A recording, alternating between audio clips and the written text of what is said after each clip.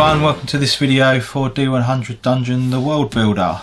This is number 6 in the series, and in order to play this you will need the first book as well, which is the core rule book.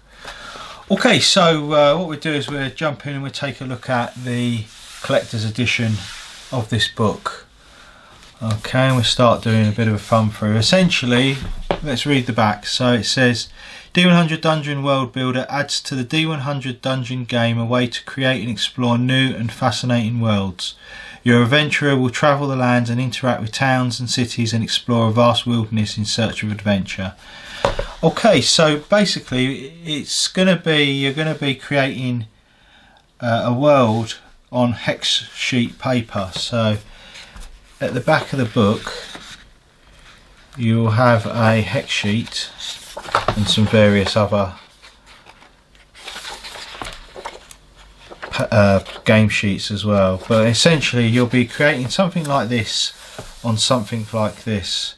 And in the book there's all the rules on how you plot different terrain types. You might come across forests, you might come across hills, deserts and mountain ranges, and you add all these into these different hexes. And while you're doing that, you might end up having roads and rivers that you're plotting onto a map. And the book itself gives you instructions on how to actually formulate those, where they get placed, naming of them, and how those different territories and different hex sections will actually interact with your adventurer as they progress and travel across these lands. And the main goal of the book is to find 25 main quests within each hex sheet, and complete those quests. And then when you've done that, then head off and search for another area, another hex sheet like this, where you're going to have your map, and where you're going to be able to find some more quests. So it's like a large sandbox world that you'll be creating. You don't have to complete the 25 missions within a hex sheet before you go off exploring. You can always go off and explore another land, another area of your world that you're creating, and then come back to this one later to finish off those quests, depending on whether you feel like your adventure is strong enough to do them, or whether they're going to really struggle with doing them in that section. So it is a sandbox world that you're creating. But just before we go thumbing through each individual page, we'll just take a look at some of the game sheets. So the hex sheet there is where you begin. You begin exploring your new world, and on the back is where you'll store all these quests that you'll be searching for and looking for to complete. While you're doing that, time's ticking away. You're filling out days, you're marking off days on a calendar for certain activities that you do, and you might come across events that tell you to mark on the calendar a future event that's going to happen, or an ongoing event that's happening. So it might be something like you've had your horse stolen. You can actually ride horses in the overland version of D100 Dungeon, so you might get your horse stolen, and there might be a chance that you come across that stolen horse in the future. So you track all this information on here, and as time goes by there's certain things that are triggered as well. So I don't know if you can quite see it, but these are very light green sections that are on the actual calendar, and there's certain things that happen on those days. It might be to check for an event, or to take damage in the form of disease and poison and so forth, and it's all in the rules for how you do it. So you're filling that out pretty regular while you're exploring the overground part of the game. And then on the back is where you record all these things that are specific to certain dates on here. So when you're asked to record something on a specific date, then you record it to the back of your sheet here. You're allowed up to 6 mounts that you can take around with you on your travels, and your mount also acts as a bit of a place where you can store some items as well. so you can buy saddlebags for your mounts and actually store items there, so you're not wandering around dungeons with all these items as well. You'll need to feed your mount as well, so, and they'll be able to carry rations for you. So as days are ticked off on the calendar, you're going to need to actually eat and sort of spend time resting as well. Okay, and if you don't eat properly and that, then you or rest properly, you could start suffering with fatigue as well. So there's little rules in there for that. So there's a mount sheet. The World Builder Adventure sheet's a little bit different to the main adventure sheet, in as much as there's some extra skills that are added. So you've got skills like fishing, haggle, hunting, riding and survival. So these are new skills that this game brings. And it's been updated with some of the previous expansion things. So for instance, there should be somewhere for beasts, and there's your martial artistry there, and witchery if you've been using from the second book the witchery rules, and yeah, so that's been updated as well. Okay, and there's your beast section there at the bottom. So that's all sort of been updated to the current version of the game. And then you've got the backpack, got the back of the adventure sheet with all your backpack and so forth, and your empire building and a quest log. And there's a handy sheet for World Builder actions. So while you're playing the overland part of D100 Dungeon using the World Builder book, there's a handy sheet there on how to interact with all the actions that you can do. So you can do things like resting, scouting, foraging in these areas that you're adding. You can do a bit of fishing. You can perform quests and side quests. You can try and travel by using a cart, or you can ride your mount. There's move from one hex to the next, one area of the land to the next area of the land. Lay of the land is about generating hexes that are further on from where you currently are. You can search for newses of quests, make a camp and perform a settlement action.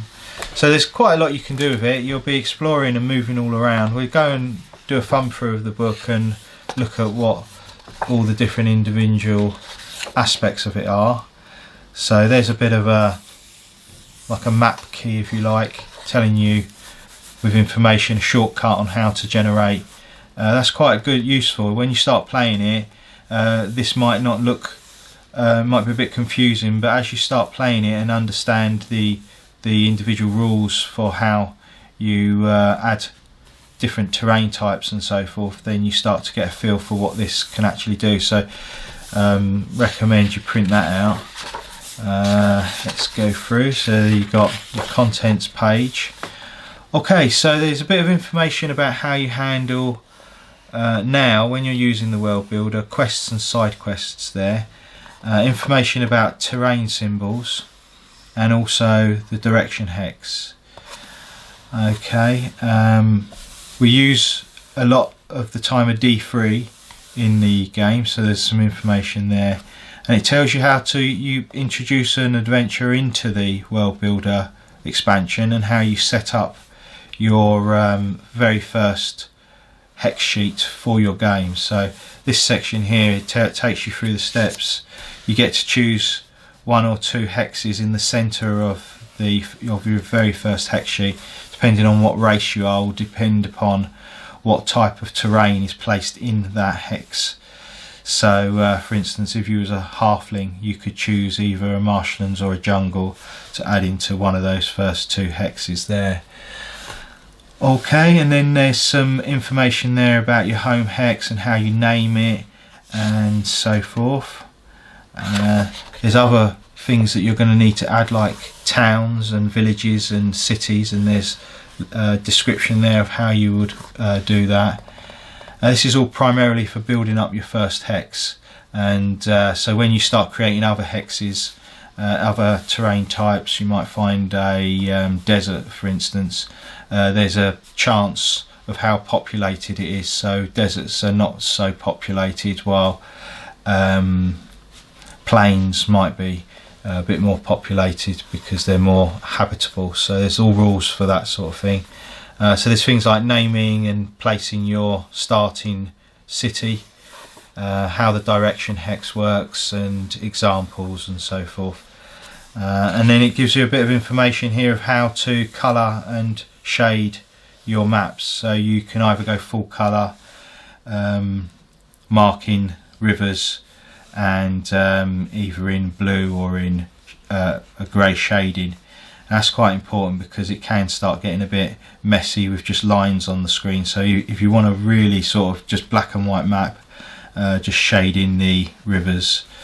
Okay, and then there's a bit of a finishing up section there about how you're going to be placing your first 3 quests for that that first game sheet that you create, that first hex sheet.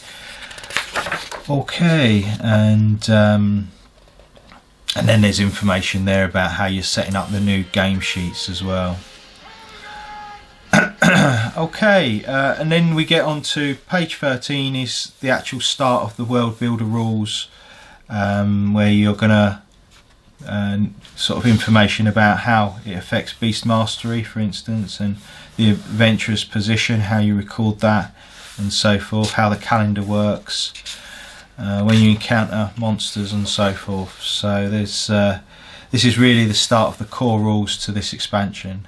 So this is all about the calendar and how you mark days off. There's religious days where you check for events, and satanic days as well, and how trigger days work. So like we had triggers on the time track, there's triggers actually on the calendar as well, which work in a similar way. And then your actions, so which actions you want to perform in the game as you're playing it. And we looked a bit at that on the action sheet at the back. So the choices were resting, scout action, forage action, fishing, quests and side quests, how they work and how you monitor the time and the days that you spend in those dungeons performing those quests or side quests, how you interact with a cart, you're looking for a cart to get you to travel from one area to the next, and how you ride your mounts, if you happen to have a horse or some mount of some description. There's different types of mounts that you can come across in the game, and how you move across roads and rivers and seas and so forth. There's also things like the lay of the land, adding more lands around, filling in all these blank hexes basically. And then you've got things like news of quests, when you're searching for quests, and making a camp, and also for things like camp settlements, when you want to go and visit a settlement, that's where you would actually head off to and do that action there. Okay, and then you've got things like generating, how we generate side quests, and the monsters there, and information on how you generate an actual quest. Okay, and then when you've actually found a blank, you've got a blank hex and you want to actually start generating the hex and building it up with the information like the hex's name, the terrain type, whether it has a settlement, how you name the settlement, the roads. So each time you fill in a blank hex, you'll be generating a hex in this way, and there's rules there describing how all that's done, and then how you join up rivers and roads to hexes that are around your current hex that you're building. Okay, and then again colour and shading, and then the sea hex. So there's sea hexes and how you add them into the game. So not all of your let's take a look at this. So not all of your land that you're building is going to be a fully filled out square. There'll be sea hexes around as well. We can see them there, So how you move across them and so forth is another element as well to the game. And then this bit tells you all about settlements and unlocking services. So you're not going to be able to do everything at each and every settlement that you visit. So basically the settlement action is like taking you before your next quest phase. So you can go to camps and villages and towns and cities, and not all of the facilities are going to actually necessarily be available to you at those places. You might go to a village and you're unable to repair some items, but at another village it's very cheap to do some of these sort of things. Okay, so there's unlocking services, buying items at the settlement and selling items, and other things to check at the end of your settlement phase. So there might be a chance of a quest. One of the new characteristics that have been introduced into the world builder is the lawless value. So if you misbehave and you're doing illegal activities, you might build up quite a high lawless points value, and sometimes you might end up becoming recognised for your vile and evil deeds, and you might suffer a consequence there. There might be an event there, and about a little information there about haggling on prices and so forth. Okay, a bit of information about the new skills here, how you own mounts, buying saddlebags and so forth. Feeding and rations and malnutrition for your mounts, so you need to keep them well fed as well. Types and naming mounts, and leaving mounts when you go off on quests and into dungeons, and there's a check there to see if your mount is stolen while you're off doing those quests. Information about selling mounts and losing mounts as well. And then travelling to faraway lands. So this is information about once you've done with one hex sheet, then you want to create a new land in a new hex sheet adjacent, how this all works and how you would travel between those different hex sheets as well.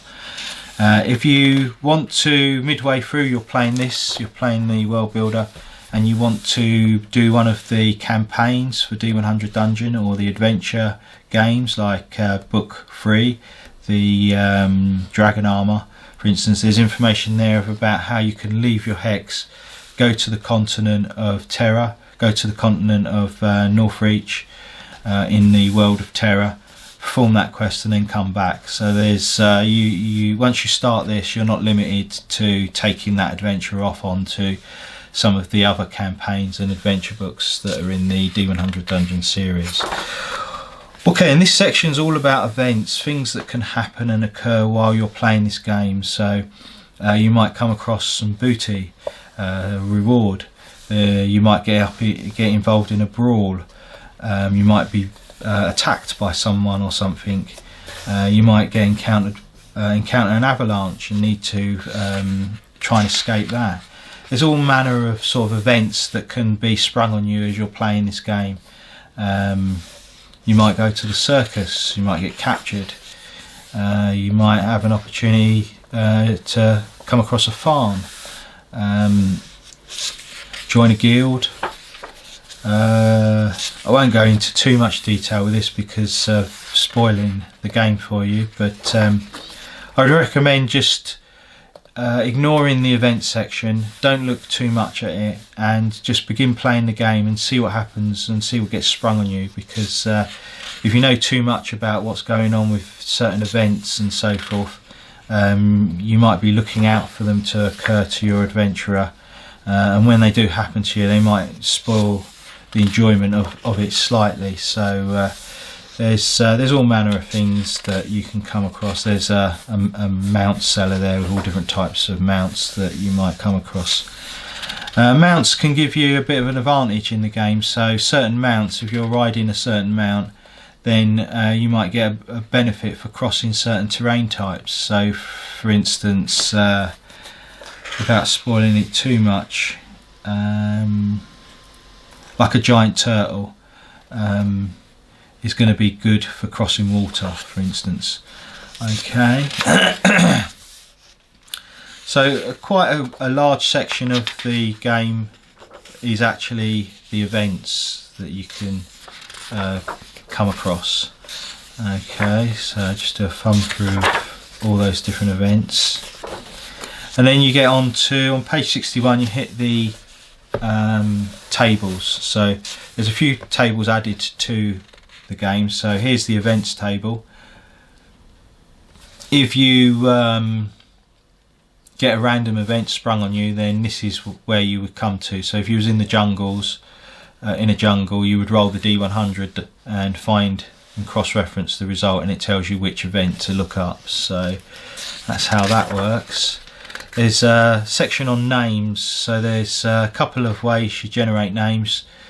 There's hex names. So if you're creating a new hex, your new area, then you would say it was a jungle, and you rolled 72, for instance. It says terrain of death.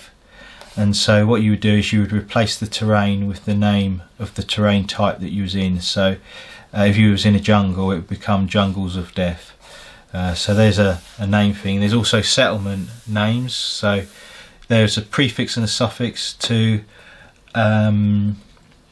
settlement names. So if you find if you rolled 32, you could have hot as the start of the name. And then if you roll 29, rust, so the settlement would be called Hot Rust. So you can generate your own, but generally this gives you sort of like a random sort of way of naming different settlements. You might come across people that are offering you quests, and there's a bonus to those quests, and also in some cases there's a penalty to the reward value of those quests. And again, all the rules cover all those information. And then there's a quick section there if you wanted to name your mounts, and it says typically for horses. So there's different names that if you wanted to name your mount, you can go ahead and roll on there. Okay, there's a section here called NI new items, and these are new items that are specific to the needed table, really, for playing the world builder. So that's all covered in the settlement action. And there's things like you can actually buy your horse there. That's about the only mount that you can buy sort of outright in settlements. And you can buy your fishing rod and saddlebags and so forth there. You get onto the quest section. So there's I think there's 100 different quests with randoming effects. So as you generate a hex, for instance, if you rolled 53, it says lay to rest, and it says kill 1d6 plus 2 undead monsters from any encounter table, then encounter and kill monster E75 from the main D100 Dungeon rulebook. And some of these monsters have got a little up arrow, and there's information at the top of the table that tells you what that actually means. So you could the quests create quite random objectives because there's 100 of them, and because it's quite most of them you roll for a quantity of things that you have to do. Some quests become a little bit harder and some a little bit easier, so it's quite varied and quite different. Okay, so there's plenty of scope there for all different types of quests that you may come across. Some of the quests will lead to some unique items that you might come across. So there's some unique items that are not normally available, which is quite good. A chart there for how to generate the quest's reward, and then we get on to a random treasure table there for side quests. So when you perform a side quest, they're usually quite quick and over quite quickly, and depending on the difficulty will give you an option to roll a number of times on this table to see what your reward is going to be. Okay, and then you get the table about settlements. So if you're at a camp, you use this column. If you're at a town, you use this column, and there's all information as to how you interact with these individual towns. For instance, if you went to a town, there would be a 75% chance that you could visit somebody, a healer, who could cure you of poison pips. Okay, cities are pretty much you can do everything at cities. As you go down to less and less populated areas like towns, villages, and even a camp, the chances of finding people to actually do things for you or help you out or buy or sell things to become harder and harder. Okay, so that's a little bit about settlements. The side quests, there's there you roll randomly for a side quest, and that's all about that section. And then I think this is the last couple of pages, there's the terrain. So this is all the different types of terrain. So you'll be generating deserts, tundras, grassland, forests, jungles, marshland, swamps, hills, mountains and seas, and how you move across them costs a number of action points. There's also forage penalties, there's population statistics and the chances of rivers and roads passing through those, and chances of settlements as well. And if you're using colour to colour in, there's a guide there as to what colour would match what areas, but again, that's up personal choice. Okay, so that's a little section about that. This is all about those unique treasures that you can come across when you're questing. So there's a handful of them, won't look at them too much. And then you're onto the tables. So that pretty much, we looked at the tables at the beginning, that pretty much concludes this video. I hope you've enjoyed it. I hope it gives you an insight into the world builder and what it can do for your D100 Dungeon games. And until next time, take care.